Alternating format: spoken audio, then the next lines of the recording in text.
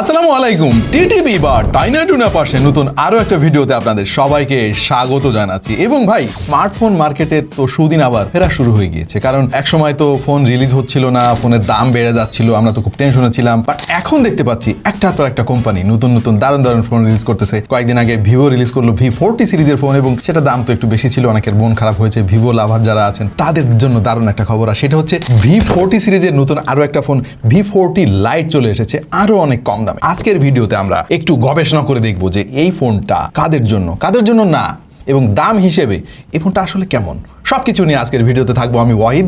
চলুন তাহলে শুরু করে ফেলি। বাই দ্য ওয়ে, এই ফোনের দাম দিয়ে আজকের ভিডিও শুরু করি। মোট দুইটা ভেরিয়েন্টে এই ফোনটা পাওয়া যাবে। একটা হচ্ছে 8GB র্যামের সঙ্গে 128GB ভেরিয়েন্ট, দাম হচ্ছে 29,999 টাকা, এবং 256GB ভেরিয়েন্টের আরো একটা ফোন পাওয়া যাবে যার দাম হচ্ছে 32,999 টাকা। এই ফোনটা প্রি অর্ডার করলে কিন্তু এরকম সুন্দর একটা গিফট বক্স আপনারা পেয়ে যাবেন। প্রি অর্ডার শুরু হচ্ছে 6 নভেম্বর থেকে 10 নভেম্বর পর্যন্ত, এবং প্রথম সেল চলবে 11 নভেম্বর থেকে 17 নভেম্বর পর্যন্ত। এই সময়ের মধ্যে প্রি অর্ডার বা ফোন কিনলে উপহার হিসেবে থাকবে এই এক্সক্লুসিভ গিফট প্যাকটা, এবং যেখানে আপনি পেয়ে যাবেন Riro L15TW যার বাজার মূল্য প্রায় 2000 টাকা, এবং এর সঙ্গে থাকবে এক্সক্লুসিভ পোস্ট কার্ড, আরও থাকবে 4 বছরের ব্যাটারি রিপ্লেসমেন্টের সুবিধা, এবং প্রি অর্ডার করলে আরেকটা এক্সট্রা ফ্যাসিলিটিস আপনারা পেয়ে যাবেন, আর সেটা হচ্ছে 180 দিনের ডিসপ্লে রিপ্লেসমেন্টের warranty. Alright, Vivo V40 Lite এই ফোনটা হচ্ছে V30 Liteর একটা সাকসেসর, বাট আমরা কিন্তু ডিজাইনে বেশ ভালোই পরিবর্তন খেয়াল করছি। ক্যামেরা বামটা একেবারে ইউনিক, এইরকম খুব কমই দেখতে পাই, এবং এর ব্যাক পার্টটা ম্যাট ফিনিশের, যেটা পার্সোনালি আমার অনেক ভালো লাগে। মোট দুইটা কালারে এই ফোনটা পাওয়া যাবে। আমাদেরটার নাম হচ্ছে টাইটানিয়াম সিলভার, এমেরাল্ড গ্রিন নামে আরো একটা কালার অ্যাভেলেবেল। ক্যামেরার লেন্সগুলোর নিচের দিকে ডাইনামিক লাইট নামক ইন্টারেস্টিং একটা জিনিস আছে। আপনি ছবি তোলার সময় বা ভিডিও করার সময় এই লাইটটা অন করা যাবে, এবং আপনি চাইলে এটার কালার টোন চেঞ্জ করতে পারবেন, যেটা ছবিগুলোতে এক্সট্রা একটা টোন যোগ করবে। এনিওয়ে, এটা ফ্রেমটা তারা মেটালিক ফিনিশ দেওয়ার চেষ্টা করেছে, যদিও জিনিসটা প্লাস্টিকের। তবে আমার মনে হয় এখানে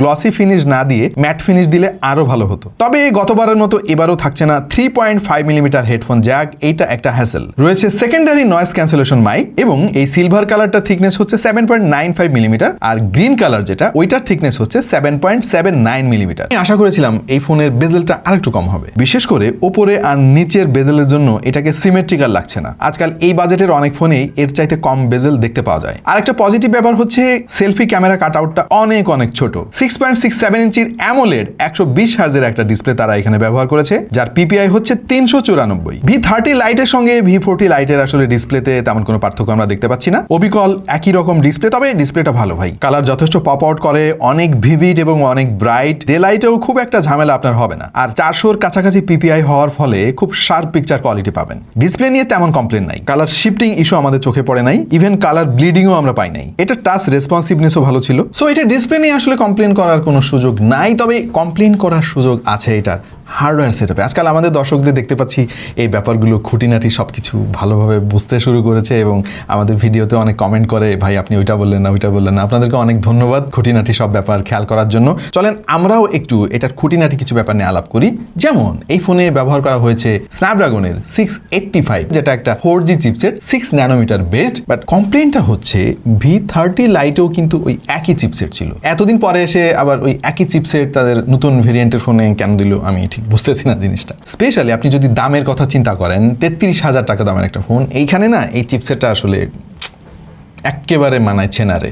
এনিওয়ে, এতে যে স্টোরেজ ব্যবহার করেছে, র্যাম হচ্ছে LPDDR4X ভেরিয়েন্টের, এবং এর যে 128GB বা 256GB যে মেমোরি, ওইটা হচ্ছে UFS 2.2। অ্যাজ ইউজুয়াল সফটওয়্যার পাবেন out of the box Android 14, সেই সঙ্গে রয়েছে ফান্টাস 14। ফান্টাস নিয়ে আসলে কমপ্লেন করার কোনো সুযোগ নাই। ভিভো ফোনের এই জিনিসটা কিন্তু আউটস্ট্যান্ডিং, তারা অনেক ম্যাচিউরড হয়েছে এখন, যদিও সিস্টেমেই প্রায় 24GBর মতো জায়গা খেয়ে ফেলেছে। ভাই এটা একটু বেশি মনে হলো আমার কাছে, এটাকে আর একটু লাইট ওয়েট করা যেতে পারতো, বাট ওভারঅল এক্সপেরিয়েন্সে ওইটার কোনো প্রভাব পড়বে না। যথেষ্ট স্মুথ পারফরমেন্স আমরা পেয়েছি। এতে যে অ্যাকচুয়ালি 8GB র্যাম আছে সেটা এর পারফরমেন্স দেখলেই আপনি বুঝতে পারবেন। এটার অ্যাপ ওপেনিং টাইম খুবই কম ছিল, অ্যাপ সুইচিং যথেষ্ট স্মুথ পেয়েছি, তেমন কোনো ল্যাগের দেখা পাই নাই, এবং ব্যাকগ্রাউন্ডে আপনি 6টা-7টা অ্যাপ ইজিলি রেখে ইউজ করতে পারবেন ফোনটা, খুব একটা ঝামেলা হবে না। ডে টু ডে ইউসেজে তো আপনাকে কোনো প্যারা দিবেই না, তবে ফোনটা যদি লম্বা সময় ধরে আপনি হেভি ইউসেজ করতে থাকেন, তখন একটা সময় গিয়ে একটু স্ট্যাটার বা ল্যাগ পাবেন। ভিভো ফোনের একটা ব্যাপার আমার কাছে বেশ ভালো লাগে, লম্বা সময় ধরে ব্যবহার করার পরেও কিন্তু ইউআইটা কোনো যন্ত্রণা আপনাকে দেবে না। ধরেন আপডেট দিলেন, ফোনের 12টা বেজে গেল, এরকম কোনো ইস্যু নাই।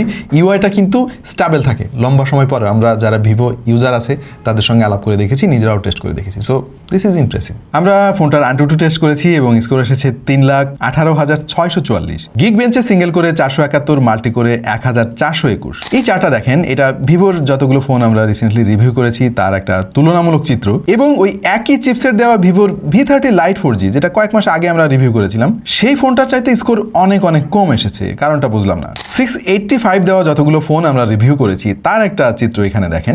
এই চার্টেও দেখতে পাচ্ছি V30 Lite এর স্কোর 1 নম্বরে, অথচ V40 Lite এর স্কোর এত কম কেন আসলো সেটা আমারও প্রশ্ন। 30 থেকে 33,000 টাকার মধ্যে যতগুলো অফিসিয়াল ফোনের রিভিউ আমরা করেছি তার একটা তুলনামূলক চিত্র এই চার্ট থেকে পাবেন। খেয়াল করে দেখেন, এই স্কোরটা কিন্তু খুব একটা সন্তোষজনক জায়গায় নাই। এটা আমরা আরেকটু বেশি এক্সপেক্ট করেছিলাম। এখন এই যে স্কোর কম আসলো, এর মানে কিন্তু এই নয় যে ডে টু ডে ইউসেজে বড় কোনো প্রভাব ফেলবে। বাট আমার কথা হচ্ছে যে ভাই, দিন যত যায় তত তো নতুন নতুন ইনোভেশন আমরা দেখি, বেটার চিপসেট পাই আমরা, বেটার স্কোর দেখি, ফোনের পারফরমেন্স বাড়তে থাকে। বাট এটা তো দেখতেছি পারফরমেন্স আরো কমে গেল ভাই। আমাদের টেস্টিংয়ে এর গেমিং পারফরমেন্সও কিন্তু সেই রকমই আমরা পেয়েছি, মানে আরেকটু ভালো আমরা এক্সপেক্ট করেছিলাম। আমরা বেশ কয়েকটা গেম ট্রাই করেছি, যেমন call of duty, PUBG, free fire ইত্যাদি ইত্যাদি, এবং ভালোই ফ্রেম ড্রপ আমরা খেয়াল করেছি। পাশাপাশি 33,000 টাকা দামের একটা ফোন হিসেবে গেমিং পারফরমেন্স যতটা আসলে আমরা আশা করি, সেই প্রত্যাশাটা খুব একটা পূরণ করতে পারেনি বলে আমাদের কাছে মনে হয়েছে। অবশ্য জাইরোস্কোপ আছে এই ফোনে, এর ফলে কন্ট্রোলিং বেশ ভালো পাবেন,